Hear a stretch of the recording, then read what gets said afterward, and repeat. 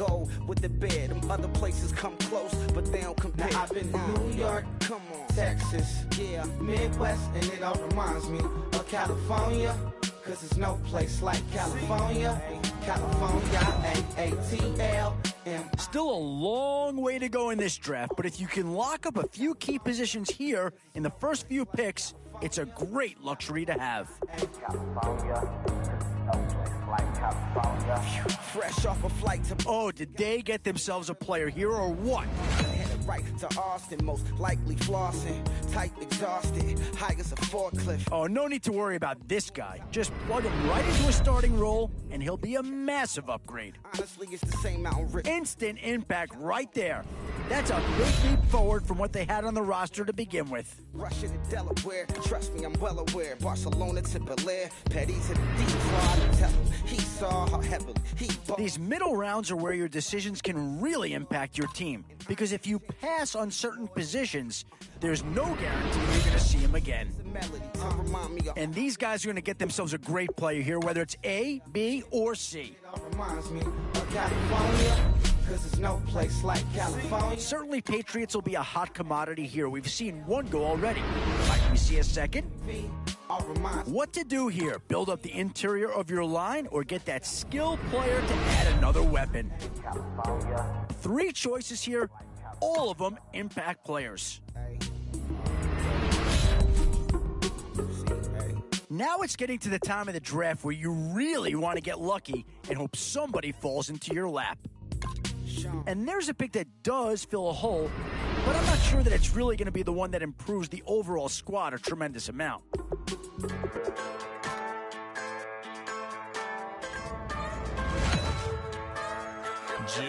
It's the age-old question on draft day. What's the bigger need, offense or defense? Definitely some options with this pick. Do you take a skill player here or get yourself some help up front? And now, which side of the football will they address here?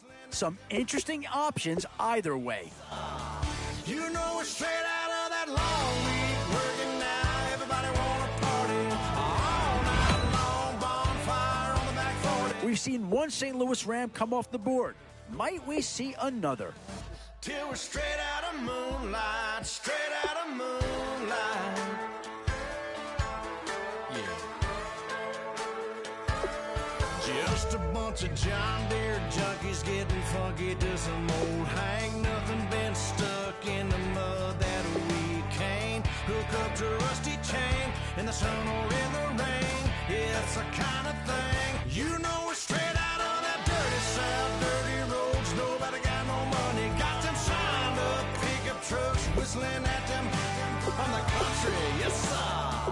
You know we're straight out of that long week working now, everybody wanna party all night long, bonfire on the back 40 in the middle of nowhere, nobody going home tonight till we're straight out of moonlight, straight out of moonlight. Woo!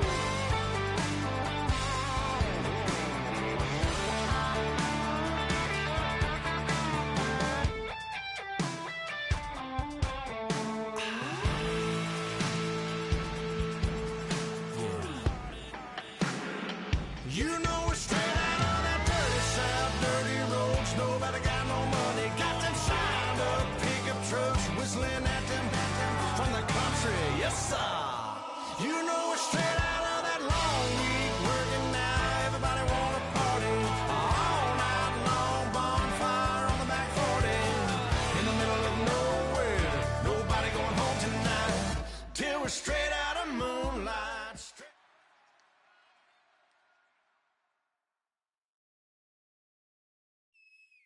Thank you, Larry. Brandon Gaudin, along with Charles Davis here in the booth. We are set for a spectacular draft champions matchup and some spectacular talent on your screen right now. Let's not waste any more time. Let's get down to the field for kickoff.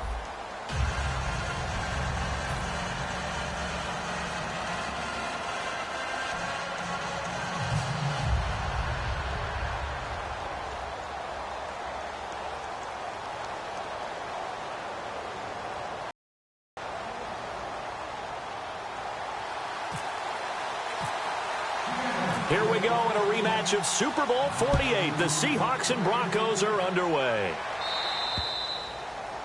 And oh, he kicked it out of bounds. That's a big penalty. And this is where the rest of the team turns and stares at the kicker and says, you have one job, execute it.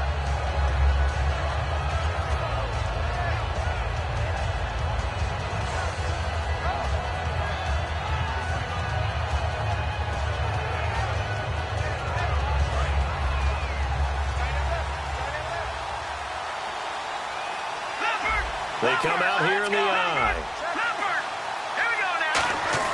On first down, Wentz eluding the pressure right. And did he get the feet down? No, they'll say he did not. It's incomplete. I hope I don't sound too rah-rah on that one, but that's the exact right throw. Either your receiver gets it or no one gets it. Give him a lot of credit for being really precise with it. Got rid of it. No one got it. 10 yards still left on second down.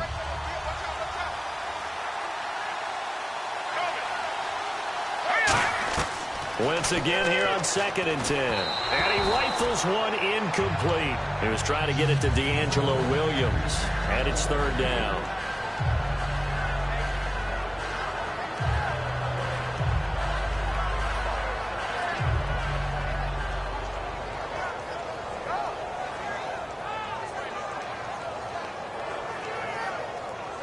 So now an early 3rd and 10 here on their opening drive.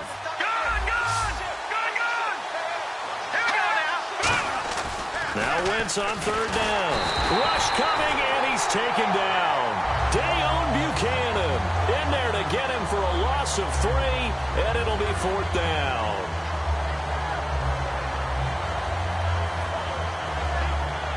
So on 4th down, here's Brad Nortman on to punt it away.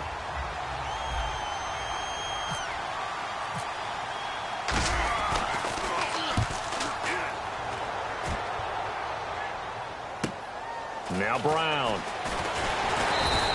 Nice job bringing that one back. 14 on the return. And that will come the offense as they take over.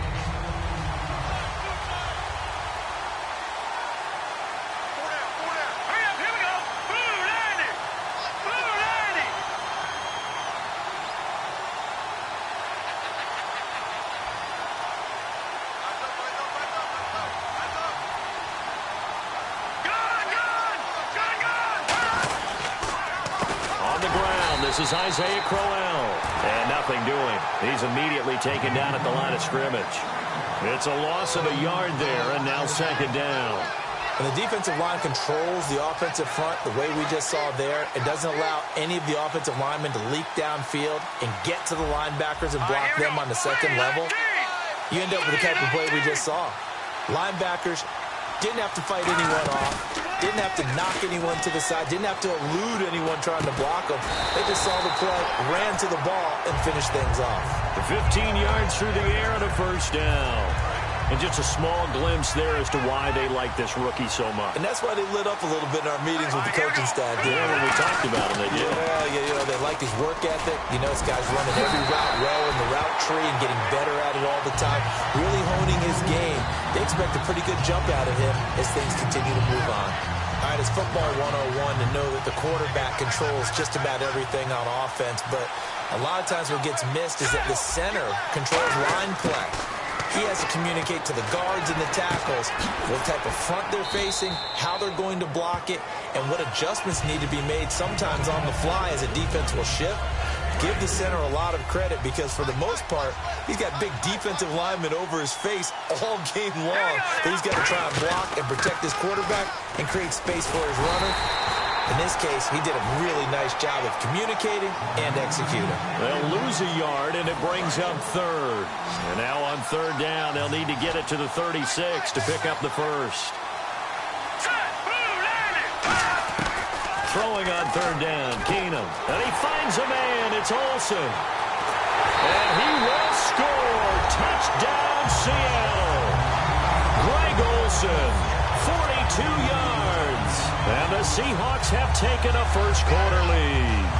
Boy, it's nice to have that big, reliable target you can go to. Each and every time. A lot of people see that position as a fallback. Throw it to them when all else fails. Not at all. This guy can make plays, and that's exactly what he just did. Yeah, play here for a touchdown. Keenum's going to throw for it, and this one incomplete. So they went for the 2, they don't get it. Well, partner, since this new 2-point rule came into play, offenses spend a lot more time working on it. That means the defenses are doing the exact same thing. Here's Jarvis Landry now on the return. Jarvis Landry, 30. And all the way home for a Broncos score. Jarvis Landry, 82 yards. And the Broncos are an extra point away from taking the lead. Such an electric play, so much fun to watch, and you need all 11 guys in sync for that to be successful, don't you? Without a doubt. That's teamwork, to be able to put it all together. But that play is really probably the most exciting 10 seconds in football. And a fair catch signaled for and taken successfully. And the Seahawks get ready to trot out on the field. And that last drive, a long drive, but not just that. They had a great air attack going. Do they stick with that? I would think that they would, because if they were confident enough to do it on the last drive, starting backed up in their own territory, why would you change anything? They've got to be confident about what they're presenting and continue to do so. Yeah, because the secondary, they really look clueless. And that was amazing because that drive went and went, no adjustments, and no big plays by the defense to knock the ball away. Over the middle here to Brown. And he's taken down, but not before he gets this into enemy territory across the 40. And the offense lining up 1st and 10. There will always be a place for methodically marching the ball downfield. But when you can pick it up in big chunks and strike like that, have explosive plays, that's often the difference in winning and losing. Those types of plays that can knock a defense off balance, that'll drive a team towards a victory.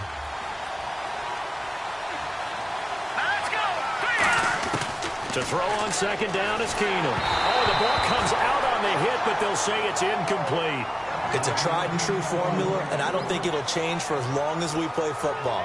If someone's trying to throw the ball and you can put pressure on them and make it tough, that's only going to help your defense. Yeah, he's since being hurried. He got rid of it before taking the hit, but incomplete.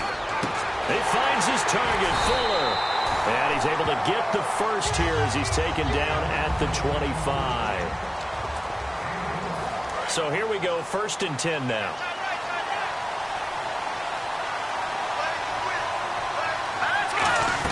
They go back to the ground now with Corral. And he is swallowed up right at the line of scrimmage. That's going to go as a loss of a yard, and it'll be 2nd down. Well, in that play, the expression, don't blink, you might miss something, certainly applied. That was fast. Defense diagnosed the play, and it was over in a heartbeat. One receiver right, that's Brown. To throw, it's Keenum. And unable to connect on the long pass. It falls down incomplete. After all the preparation, all the practice, a play like that will absolutely break your heart. They had everything they wanted, just unable to complete it. In the end zone, a big-time drop. 7th play of this drive coming up, but a long way to go on 3rd down. On play action, now Keenum. A hit as he throws there, incomplete. Will Fuller was the intended target. Now 4th down. Putting pressure on the guy throwing the football is always good, but when you can couple that with contact. Now hold everything here. We're going to get a timeout by the offense.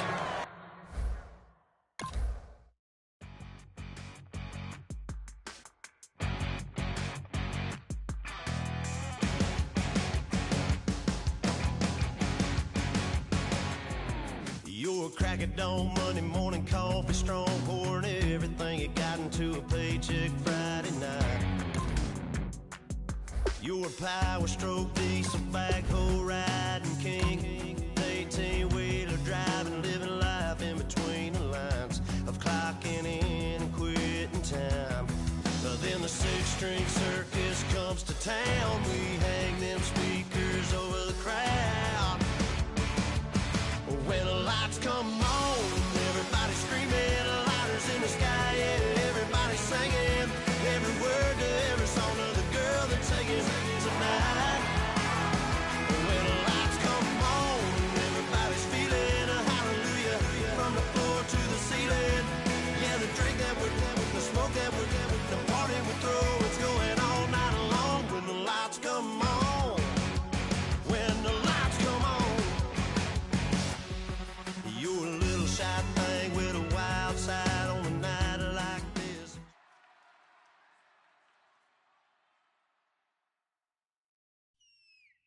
Thank you very much, Larry Ridley. I'm Brandon Gaudin with Charles Davis. We are ready for this draft champions matchup as you get a quick peek at some of the stars in today's game. We're ready to go. Let's get down to kickoff.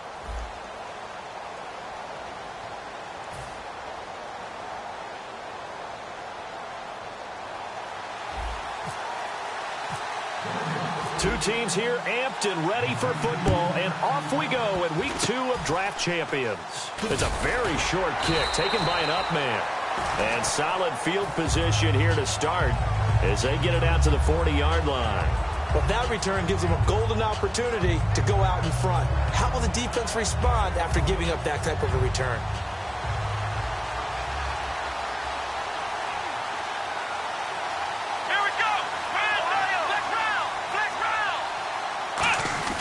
Now it's the Boise State alum, Jay Ajayi. And he'll push this forward only to about the 42-yard line. Credit him with a 1-yard gain there to make it 2nd and 9. Now that's the type of play that'll fire up a defense. Hold them to 1 yard on. It'll be interesting to see if the offense decides to press the run at all or if they'll abandon it now after gaining only 1 on that play.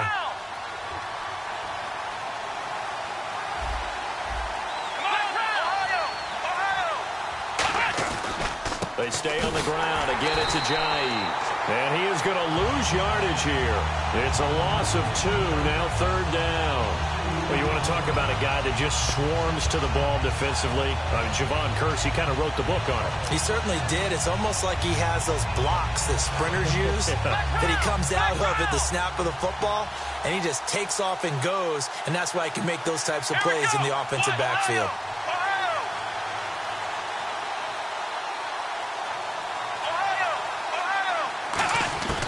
On 3rd down, he'll drop to throw.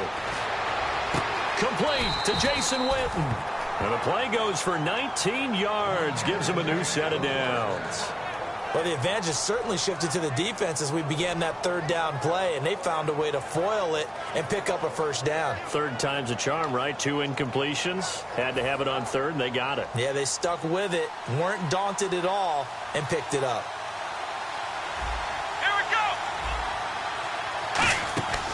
They'll run it now out of the gun. And he's going to be met at the line of scrimmage and taken down. Call it no gain on the play, and it'll be 2nd down. Yeah, I think the blitz there really disrupted the draw. Yeah, and it's usually when you catch them in a blitz, the draw works pretty well. If you're the offensive coordinator right now, that's visor throwing time, isn't it? Because that's supposed to work in a big way. They run again with Ajayi. And this may be a carbon copy as he'll again be stopped right at the line of scrimmage. A couple of Broncos there in on the tackle. So back-to-back plays here where he couldn't get anything on the ground. Now you face a 3rd and 10 and assume you're going to try to pass it, right? I would think so because you've tried to run the ball, and really it didn't matter who got the ball in the play because there was no space to go. So I think you step back, throw the ball to try and pick up the 1st down. And this one complete to Will Fuller. And they get 14 yards there and a 1st down. And, boy, they had high praise for this rookie receiver when we asked the coaches about him, didn't they? They certainly did, and obviously they liked his measurables. Otherwise, they wouldn't have brought him onto the team. Height, weight, speed, all of that. But how about what they really said? Competitiveness. That's what they really liked about him. The way he goes. And no escaping this time as he'll go down. They got him for a sack. Paul Warlow in from his linebacker spot. He's able to drop him for a loss of about 10.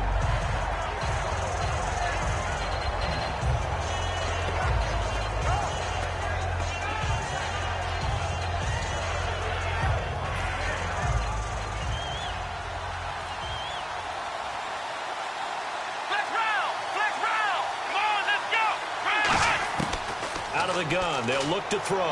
Going up top. And they went for a big play through the air on 2nd down. Couldn't connect. Now it's 3rd. One of the toughest things about playing defensive back is pattern reading, trying to figure out what they're doing. And on that one, they had the fly, just sending a guy downfield with the in route accompanying it, what people call a dagger route, trying to hit the guy underneath after the clear out. In this case, though, they're not able to get it done. Yeah, they said forget the underneath route. They went for the guy on the fly, but as you said, incomplete. So 3rd and 20, defense in the nickel.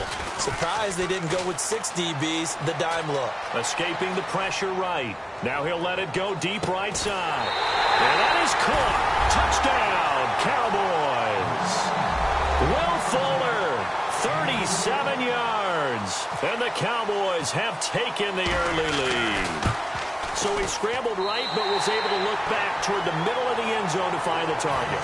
As you know, in this game, sometimes you just have to know when to break the rules, because we all know most guys throwing the football are taught never throw back into the middle of the field on a scramble.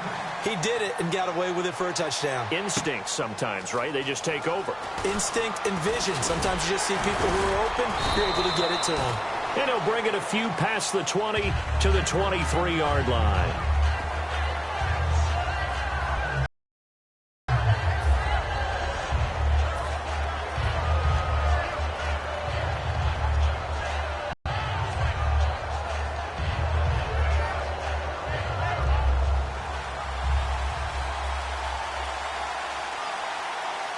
They come out here in the eye. They'll run with a backup. This is Williams. And he got blown up on that play. Back at the 20. A loss of a full 3 yards, and now it's 2nd down. The defense won that play so fast that I think if the running back even had time to notice if anyone was there, it was just a blink of an eye, and there was a loss on the play. And he checks this one down to Williams. He'll wind up getting 11 on that one, and that'll lead here to a 3rd down. So many times you hear today's NFL described as a space game. Get your best players into space with the football in their hands. That's why sometimes you just swing it out to your runner, get him out in the flat, and let him have a chance to make people miss an open field. Let's go! Green 39! Back alongside Charles Davis, I'm Brandon Gaudin. It's Bronco football to begin quarter number 2. They're up against a 3rd and 2 to start things out.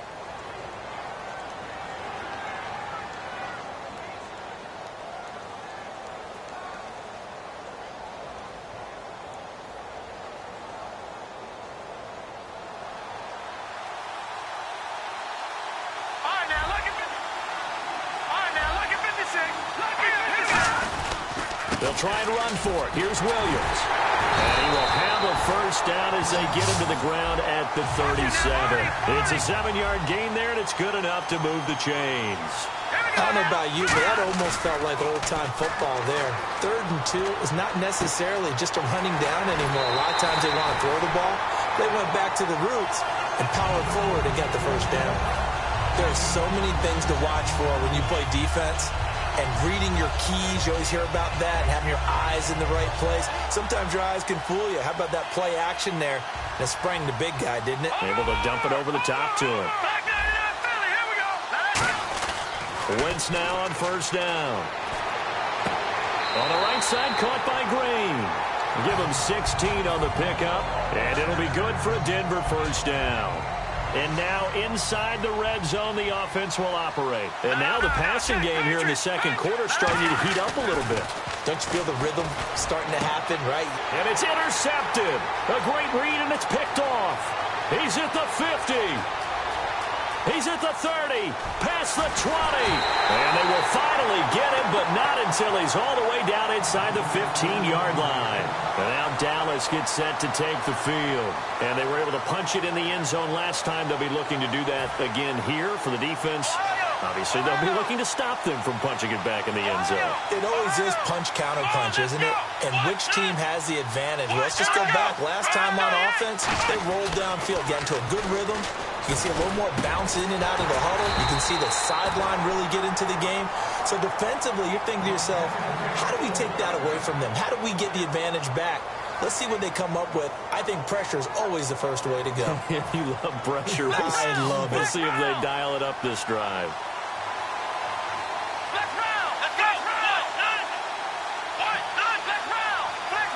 So now it's 1st and goal. They'll try to run with a J. And he is going to lose yardage here.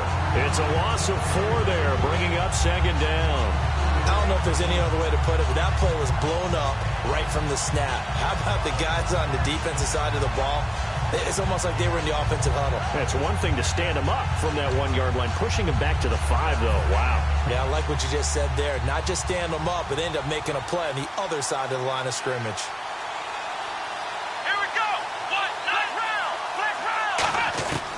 From the shotgun, he'll look to throw, and he'll take it into the end zone for a Cowboy touchdown.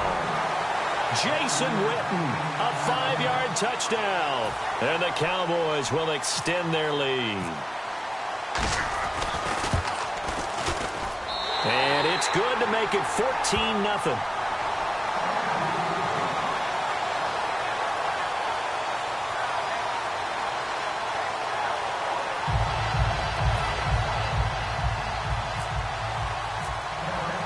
After the touchdown, it's Dawson on to kick it away.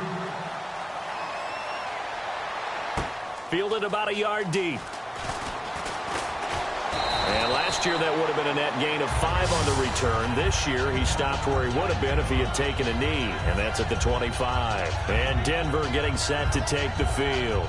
Looked like they had something going last drive. Then the interception happened. Will they recover?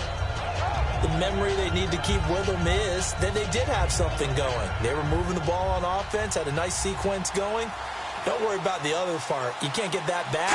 Let's go back to what you were doing well before. I thought you were going to say they need to have no memory, but remember the good part, forget the bad. I like that even better. It'll be a pickup of only a yard, and that'll make it a 2nd down. Credit where it's due. Really nice defense on that play. The pitch and catch was successful, but not any run after it. So what will they do? On the ground, through the air, let's see. 2nd and 9. On 2nd down, here's Wentz. And he's going to drop this off to Williams, complete. And they'll take him down at the 31-yard line. It's a gain of 5, and it'll be 3rd down. They're going to hurry back to the line now. I know most of the time when the ball's in the air, you're thinking wide receiver, tight end, but running backs, they can be a big part of any passing offense nowadays. And Amendola with a catch. A good gain of 14 there, and it moves the chains.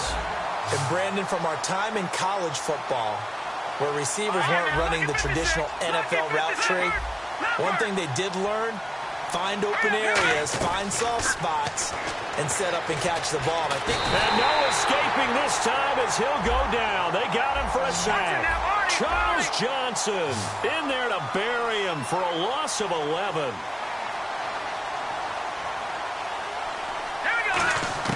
Now Wentz throwing on 2nd down. Flushed out right. No, he almost had it. Already with 1 interception, just missing his 2nd there. Boy, he just threw an interception last drive. Nearly another pick. And things aren't very even right now, are they? It's a little bit sloppy out there, isn't it? It's kind of just driving on those paved roads and those country roads that have those potholes in them, isn't it? So that's the way this game's going right now. A lot of bouncy bounce to it. You spent some time on some Tennessee country roads. I certainly have. Plenty of family back there. God love them. We talk about mobility on quarterbacks all the time. Here's where it really pays off. Able to move, evade, and is accurate throwing on the run and picking up a 1st down. On 1st and 10, here's Wentz. Looking for his running back, and he's got it. And he gets this inside the 35-yard line. Give him 11 on the gain there, and it'll be 1st down Denver. And they're going to hurry back to the line now. Throwing now is Wentz. Flush to his right. He's going to flip one out here to his running back. He will not go down. Now whistles come in. We're going to get a timeout here by the offense. It's just their first, so they'll have 2 remaining here before we get to halftime.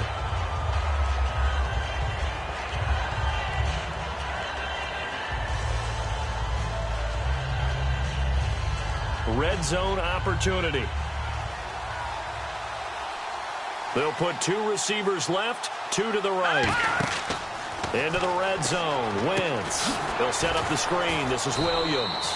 No gain on the play there. It'll be 2nd down. Now hold everything here. We're going to get a timeout by the offense. So that means they're down to 1 remaining here as we head toward halftime. Now Wentz again. And he'll take it into the end zone for a Denver score. Larry Fitzgerald in the final seconds of the first half. And the Broncos draw a bit closer. That's one of the better examples of clock management I've seen. Whittled it all the way down just about and still put the ball in the end zone. Well, just a methodical drive and something really to take into the lockers here. And that one makes it 14-7.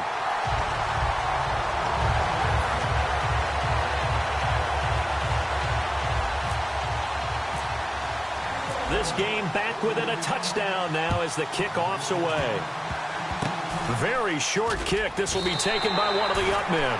And now Dallas gets set to take the field. And from this spot in the field with the clock where it's at, you think we're just going to see a knee and that's it? And I think in this situation, that's the proper play.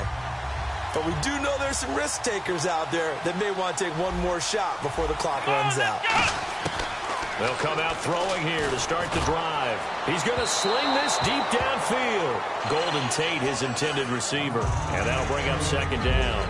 And just know when that play call came in, their eyes lit up because anytime you get a chance to take a big shot downfield, that's a lot of fun, and they missed an opportunity. They'll throw now on the final play. He's going to go up top again. And this is caught at the 20. And he's in for the touchdown on the final play of the first half. The prayer is answered. How did they get that done? And they extend their lead, a little added cushion into the lockers. What a way to finish. Tremendous way. That's momentum that they carry in with them. Can they convert it and bring it back out to start the third quarter?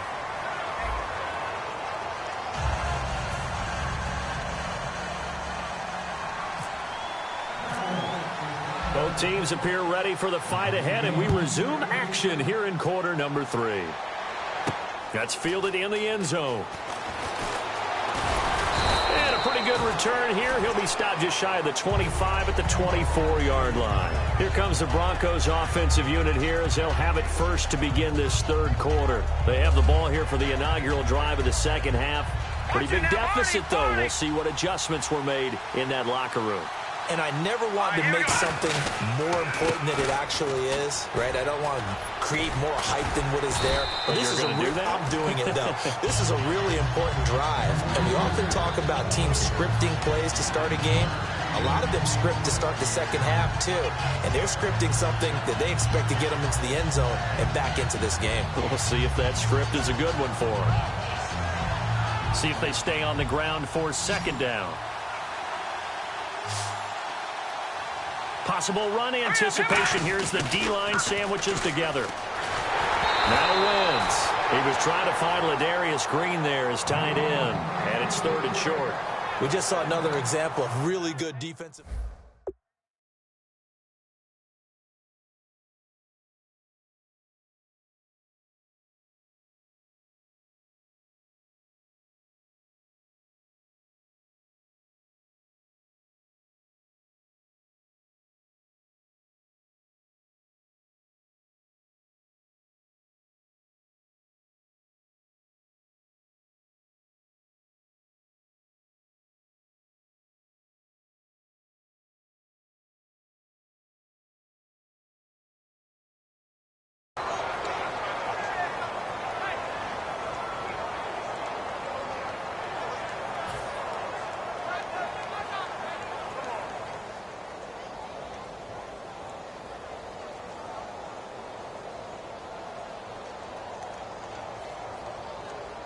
So 1 yard to go here on third down.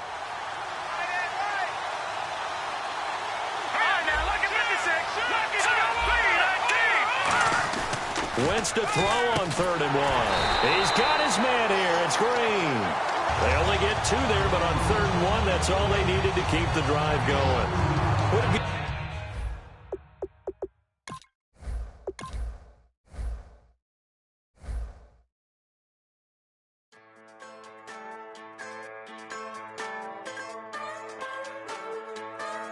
just a bunch of poor boys, daddies, girls, children of the cornfield, trying to turn a shift job into a dollar bill. We wear the muddy boots, stay true to how we're raised. Ain't nothing about us fake. You know we're straight out of that dirty South.